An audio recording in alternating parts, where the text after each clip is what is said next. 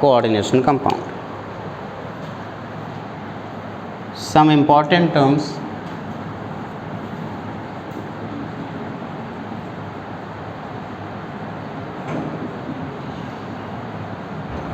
used in coordination compound. Some important terms used in coordination compound. Coordination compound में use होने वाले कुछ important terms के बारे में डिस्कशन करने वाले हैं। सबसे पहला होगा central atom, central metal atoms. दूसरा लीगेंड। तीसरा कोऑर्डिनेशन नंबर। चौथा ऑक्सीडेशन नंबर। पांचवा कोऑर्डिनेशन पॉलीहेड्रन।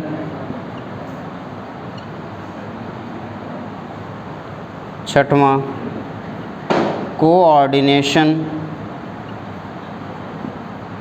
स्फेयर। सातवां होमोलेप्टिक कॉम्प्लेक्स। आठवां heteroleptic complex. Homoleptic complex, heteroleptic complex, coordination compound and क्या बेटा? होमोलेप्टिक। होमो मतलब सेम, लेप्टिक मतलब लिपटा हुआ, एक ही जैसा लिपटा हुआ उसे होमोलेप्टिक हुआ। यहाँ पे लिपटा हुआ का मतलब लीगेंड होगा। तो सबसे पहले सेंट्रल एटम की बात करते हैं। आइए देखते हैं सेंट्रल एटम क्या होता है। सबसे पहला पॉइंट है डालेंगे सेंट्रल एटम और आयंस। सेंट्रल एटम या सेंट्रल आयन जो होता है वो क्या होता है, इसके बारे में डिस्कशन करें। देखो बेटा, आपने पीरियोडिक टेबल ऑलरेडी पढ़ रखा है इतना, और आपको ये पता है कि 3 टाइप के, वैसे 4 टाइप के एलिमेंट्स हमारे पीरियोडिक टेबल में हैं। 4 अलग अलग ब्लॉक्स। पहला ब्लॉक एस ब्लॉक कहलाता है, दूसरा पी ब्लॉक कहलाता है, तीसरा डी ब्लॉक और चौथा एफ ब्लॉक कहलाता है। एस ब्लॉक इसलिए कहलाता है क्योंकि एस ब्लॉक में जब इलेक्ट्रॉनिक कॉन्फ़िगरेशन करते हैं तो लास्ट इलेक्ट्रॉन एस सबसेल में जाके इंटर करता है। पी ब्लॉक इसलिए पी ब्लॉक कहलाता है क्योंकि इलेक्ट्रॉनिक कॉन्फ़िगरेशन के दौरान लास्ट इलेक्ट्रॉन पी सबसेल में इंटर करता है। डी वाले में लास्ट इलेक्ट्रॉन अगर डी में इंटर करे तो उसे डी ब्लॉक का एलिमेंट, और वही लास्ट इलेक्ट्रॉन अगर एफ में इंटर करे तो उसे एफ ब्लॉक का एलिमेंट कहते हैं। एस में कितने ऑर्बिटल होते हैं? एक ऑर्बिटल होता है। इस वजह से उस एक ऑर्बिटल में मैक्सिमम कितने ग्रुप होते हैं? 2 ग्रुप होते हैं। क्यों?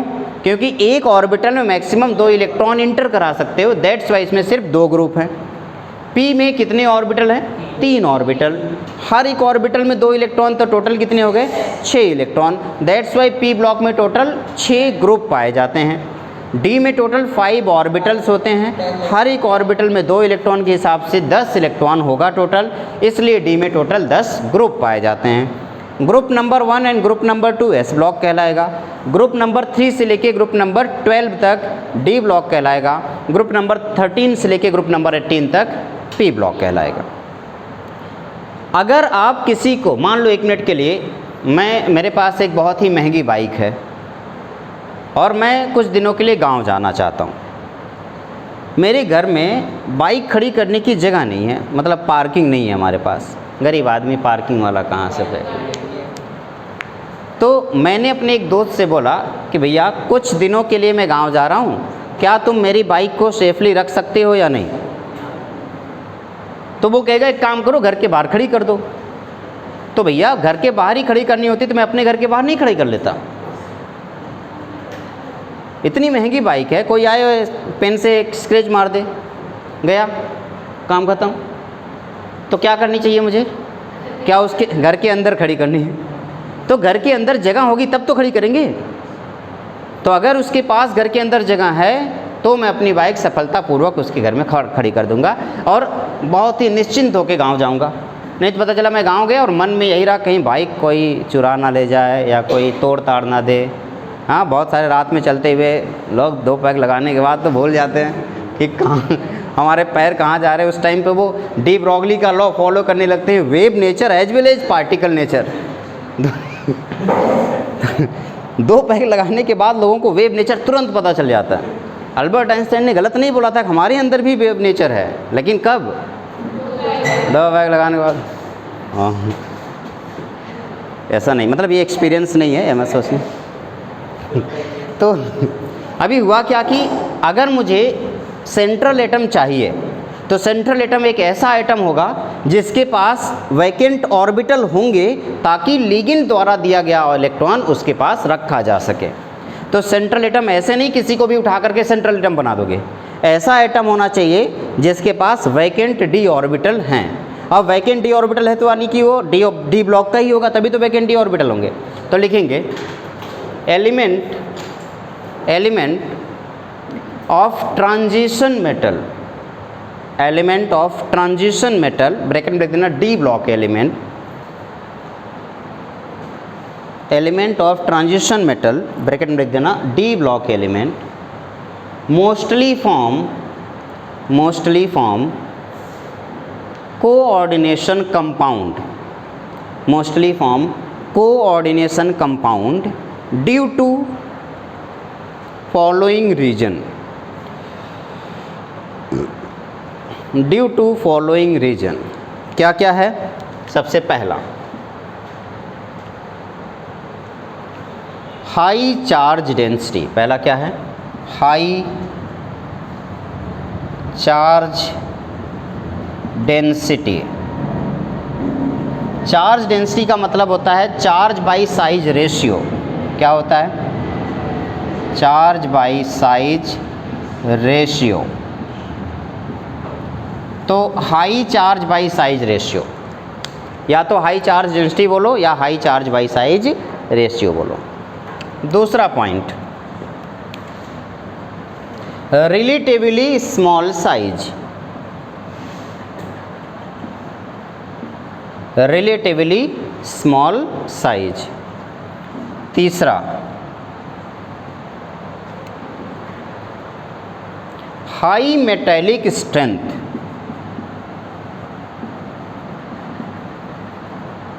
High metallic strength. चौथा, availability of vacant D orbital, present of vacant D orbital. अगर वैकेंट डी ऑर्बिटल है, हाई चार्ज डेंसिटी है और स्मॉल साइज है, ये ज़्यादातर कहाँ पाया जाता है? ट्रांजिशन एलिमेंट में, यानी कि डी ब्लॉक एलिमेंट में। इसीलिए डी ब्लॉक के एलिमेंट को हम कोऑर्डिनेशन कंपाउंड में यूज करने वाले हैं। अभी तक मैंने जितने भी एग्जाम्पल दिया, हर एक एग्जाम्पल में देखिए कौन सा एलिमेंट यूज किया है? डी ब्लॉक के एलिमेंट हमने यूज किया है। ठीक है ना? कोई दिक्कत तो नहीं है? गुड, इसे नोट कर लिया। अब वैकेंट डी ऑर्बिटल, अगर डी ऑर्बिटल वैकेंट नहीं है तो उसमें हम इलेक्ट्रॉन रखेंगे कैसे? नहीं, एफ नहीं, एफ तो साइज लार्ज हो जाएगा ना। अगर साइज लार्ज होगा तो चार्ज बाई साइज रेशियो बहुत ही कम हो जाएगा, फिर वैसे भी काम नहीं करेगा। पी ब्लॉक में वैसे भी पी में सिर्फ आपके पास कितने? 3 ऑर्बिटल है, तो 3 ऑर्बिटल में तो मिनिमम 4 ऑर्बिटल चाहिए होंगे, है ना? मिनिमम अगर लिगेंड जा रहा है चारों तरफ से घेर रहा है तो इसे मिनिमम 4 ऑर्बिटल चाहिए होंगे। इसलिए कॉम्प्लेक्स बनाते समय मैक्सिमम जो चांसेस होता है वो डी ब्लॉक के या तो एक्टिनाइड और लेंथेनाइड के एलिमेंट यूज होंगे, या तो डी ब्लॉक के एलिमेंट यूज होंगे। ठीक है ना? हालांकि अभी एक्टिनाइड लेंथेनाइड जब हम पढ़ेंगे तब देखेंगे, फिलहाल तो अभी डी ब्लॉक के बारे में डिस्कशन कर रहे हैं। तो मेरे ख्याल से ये आपको अच्छे से समझ में आ गया। तो ये क्या आपको सेंट्रल एटम समझ में आ गया? कौन सा यूज करेंगे सेंट्रल एटम? Transition element. अब ट्रांजिशन एलिमेंट मैं आपको यहाँ पे लिख देता हूँ। देखो, डी ब्लॉक के एलिमेंट जो कि हम यहाँ पे यूज करने वाले हैं वो ये हैं: scandium, titanium, vanadium, chromium, manganese, iron, cobalt, nickel, copper and zinc. Brijbhushan Verma हमारे एक टीचर थे, ब्रिजभूषण। वो उनकी ख़ास बात ये थी कि अच्छा बहुत अच्छे टीचर थे, फिजिक्स भी, केमिस्ट्री भी और मैथमेटिक्स तीनों सब्जेक्ट वो पढ़ाते थे। 500 रुपया महीना लेते थे एक सब्जेक्ट का, तो तीनों सब्जेक्ट के हिसाब से 1500 रुपया महीना होता था। और पूरे गांव के सबसे बेहतरीन टीचर थे। उन्होंने 3 साल आईआईटी की तैयारी की थी, लेकिन उनका आईआईटी हुआ नहीं था, इसलिए वो टीचर बन गए थे और बहुत अच्छे टीचर थे। ठीक, बाद में उन्हें प्रॉब्लम हो गई, थोड़ी सी तबीयत ख़राब हो गई, इस वजह से वो कहीं जा नहीं पाए। यूपीएससी की प्रिपरेशन सोचा था करने के लिए, नहीं कर पाए, तो पढ़ाने लगे और बहुत ही अच्छा पढ़ाते थे। इसलिए सब सारे बच्चे, उनकी एक क्लास में 200 बच्चे एक साथ बैठते थे पढ़ने के लिए, और उन्हें कोई काम नहीं था तो सुबह से शाम तक बस पढ़ाते रहते थे। लेकिन एक चीज़ में वो बहुत ही स्ट्रिक्ट थे, और वो था फीस। फीस को लेके बहुत स्ट्रिक्ट थे। अगर कभी भी जैसे कि 1 तारीख को आपका फीस आना है तो आना है, 2 नहीं होगा। आप उससे पहले जमा करा दो, लेकिन 2 नहीं होने देना। आप सोच रहे हो अगर 2 हो गया कभी तो ट्यूशन से निकल जाओ। वो ऐसे बड़े प्यार से बुलाते थे, ऐसे बेटा आना ज़रा, आओ, कान में बोलते थे कल से मत आना। और उसके बाद आप कितना भी कोशिश कर लो, नहीं, मतलब ना, अब तुम नहीं आओगे। मैं भी था 12th में, तो वहीं उन्हीं के यहाँ कोचिंग मैं एडमिशन लिया था। 1 तारीख को मैंने एडमिशन लिया था। मैंने अब उसके पहले सिलेबस उनका काफ़ी कंप्लीट हो गया था। किसी ने मुझे बताया कि सर बहुत अच्छा है। मेरे दोस्त, अक्सर दोस्त ही बताते हैं कि यार यहाँ चल, यहाँ सर अच्छे हैं। मैं उनके पास गया, 1 तारीख को एडमिशन लिया, 10 दिन पढ़ाई किया। 11 तारीख को मुझे कुत्ते ने काट लिया, और जिसकी वजह से 20 दिन लगातार मैं नहीं जा पाया, तो टोटल 30 दिन हो गया। उसके बाद अगले दिन जब गया तो सर ने बुलाया मुझे, कह रहे कल से मत आना। हमने कहा सर आज ही तो आया हूँ। कह रहे इसीलिए कह रहा हूँ कल से मत आना। मुझे लगा कि शायद 20 दिन एब्सेंट रहा होगा, इस वजह से सर ने मना किया। तो बाद में बच्चों से पता चला कि तुम आज फीस नहीं लेके आए। मैं सर के चरणों में गिर पड़ा। हमने कहा सर 1 दिन की बात है, मुझे कल दे दूँगा। उन्होंने कहा नहीं, कल से मत आना, ना मतलब ना। तो हालांकि मैं बहुत दुखी हुआ, लेकिन कल से नहीं गया। फिर दूसरे एक राजकुमार सर थे, उन्होंने मुझे पढ़ाया। तो यहाँ पे देखना ज़रा, साइंस टीचर वेरी क्रेजी, मांगे फीस कोई नहीं कुछ जाने। साइंस टीचर वेरी क्रेजी, मांगे फीस कोई नहीं कुछ जाने। ये 21 से लेकर के 30 तक याद रखने का आपको तरीका है।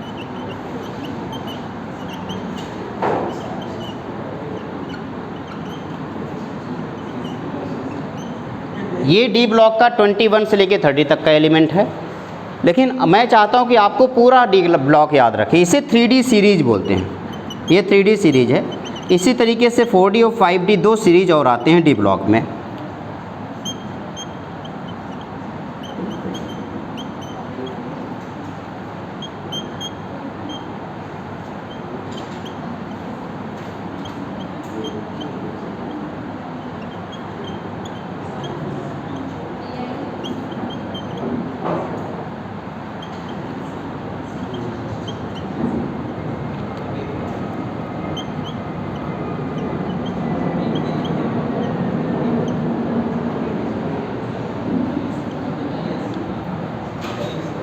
ये आपको याद रखना है, 3D series, 4D series and 5D series.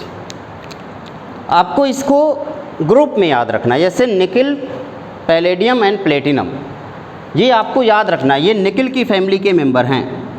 Copper, gold और एयू यानी कि सोना, चांदी और कॉपर, ये एक फैमिली के मेंबर है, और ये सब एक फैमिली के मेंबर हैं। इसको, ये जो आपको दिख रहा है कॉपर, गोल्ड और सिल्वर, इससे क्वाइन बनते थे, इसलिए इसे क्वाइनेज मेटल के नाम से जाना जाता है।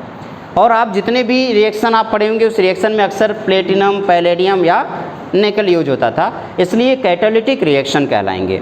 ये अकेला है, ये पूरा का पूरा ग्रुप, जिसमें जो ट्रांजिशन एलिमेंट में नहीं आता, नॉन ट्रांजिशन एलिमेंट है। ये आपका नॉन ट्रांजिशन एलिमेंट है, ये क्वाइनेज मेटल है, और ये है कैटालिटिक मेटल। ये catalytic metal, coinage metal, non transition metal.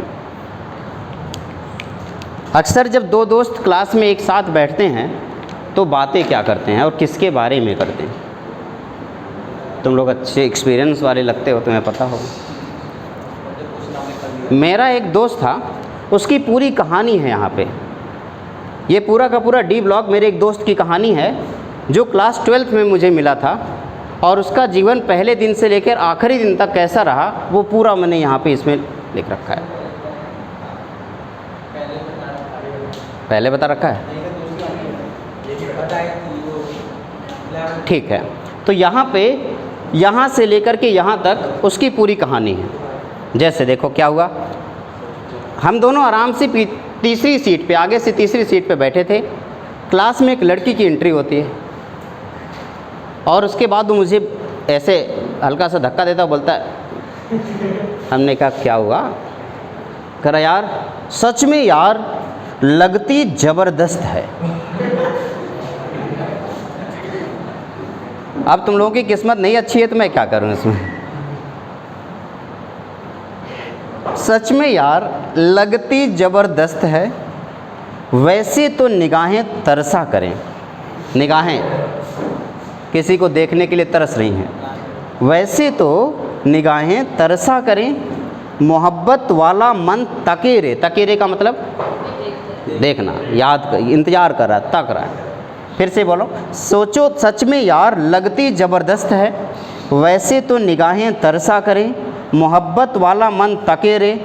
और धीरे धीरे पहले बातें आगे बढ़ी, उन दोनों में प्यार हुआ, पता नहीं चाहत थी या प्यार, मामला आगे बढ़ा। कुछ दिनों के बाद लड़ाई झगड़े शुरू हो गए, टकरार शुरू हुआ। तुम अपने दोस्तों को ज़्यादा टाइम दे रहे हो, मुझे कम टाइम दे रहे हो, धीरे धीरे टकरार शुरू हो गया। और उसके बाद वो रूठ गई। तो फिर क्या हुआ? फिर रूठे ओ सनम का रहे इंतज़ार। देखना, फिर रूठे ओ सनम का रहे इंतज़ार। लेकिन आजकल के लड़कों में एक कमी है, वो ज़्यादा इंतज़ार नहीं करते। फिर रूठे ओ सनम का रहे इंतज़ार, और निकल पड़े पटाने को आज, और ज़िंदगी कद्दू हो गई। तो ये पूरा स्टोरी है जिसको आप याद रखेंगे। डी ब्लॉग पूरा याद होना चाहिए ताकि आपको पता रहे कि कौन से सीरीज का है। फिर से बोल रहा हूँ, लिख लेना अपनी अपनी कॉपी में, लेकिन घर पर ज़ोर ज़ोर चिल्ला के मत पढ़ना। कहाँ बेटा? LATI है, HF।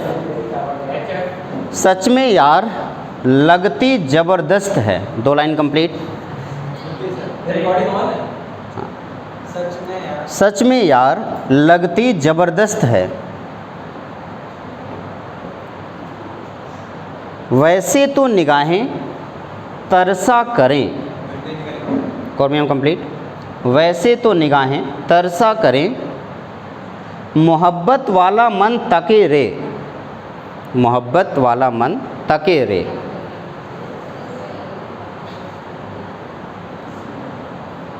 फिर रूठे ओ सनम का रहे इंतज़ार। फिर रूठे ओ सनम का रहे इंतज़ार। लेकिन वही है ना, इंतज़ार ज़्यादा देर नहीं हो रहा है। तो निकल पड़े पटाने को आज, और ज़िंदगी कद्दू हो गई। फिर रूठे ओ सनम का रहे इंतज़ार, निकल पड़े पटाने को आज, और ज़िंदगी कद्दू हो गई। इसलिए आप लोगों से एक निवेदन है, निकलो लेकिन पटाने के लिए नहीं, ठीक है? बढ़ाने के लिए। क्या बेटा? W W W. तो सेंट्रल मेटल एटम जो भी यूज होगा वो इन्हीं में से कोई एक यूज होगा, और आखिरी वाला तो बिल्कुल नहीं होगा, क्योंकि ये नॉन ट्रांजिशन एलिमेंट है। ये ट्रांजिशन एलिमेंट नहीं है, इसलिए ये नहीं यूज होगा। क्यों? क्योंकि इसका d ऑर्बिटल पूरी तरीके से फुलफिल है। और हमें क्या चाहिए? Vacant D orbital. तो क्या ये यूज कर सकते हैं? नहीं। तो कॉम्प्लेक्स कंपाउंड में कभी भी ये वाला लाइन नहीं यूज कर सकते, यानी कि ज़िंदगी कद्दू हो गई, ये नहीं यूज कर सकते, बाकी सब यूज कर सकते। क्योंकि अगर आपने इसकी ये यूज कर लिया तो आपकी सच में ज़िंदगी कद्दू हो जाएगी। यहाँ पे AU के बाद ZnCdHg mercury, non transition element. कहाँ बेटा? कैटालिटिक, और यहाँ पे क्वाइनेज मेटल है।